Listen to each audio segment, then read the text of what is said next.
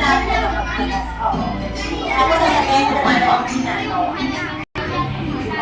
Gamit kayo ng marker, tapos ano ang ginagawa ng tagapagpatas? Di ba na-discuss na natin kanina? Oo, dali ka. Anong ginagawa ng tagapagpatas? Hindi, kaya sabihin mo, ano ang ginagawa ng tagapagpatas?